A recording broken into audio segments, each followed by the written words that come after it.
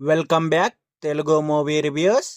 Gin the pet అనే ఒక Tamil movie Sun Next అనే ఓటీటీ ప్లాట్ఫామ్లో తెలుగులో కూడా స్ట్రీమ్ అవుతుంది. ఈ మూవీలో ముగేన్ రావు, భవ్యాత్రిక ప్రధాన పాత్రలో నటించారు. ఈ మూవీ యొక్క రన్ టైం వచ్చేసి 2 hours 12 minutes గా ఉంది. అసలు మూవీ ఎలా ఉంది అంటే చాలా బాగుంది. సినిమాలో కొంచెం కొత్త కాన్సెప్టే ఇంట్రడ్యూస్ చేశారు అనుకోవచ్చు.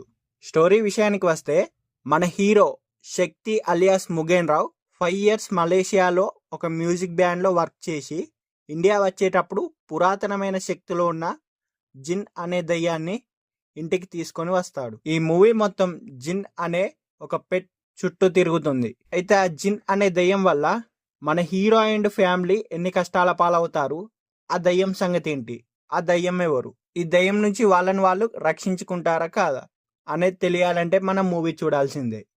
ఈ మూవీలో నటించిన నటీనటుల యాక్టింగ్ మాత్రం చాలా బాగానే ఉంది.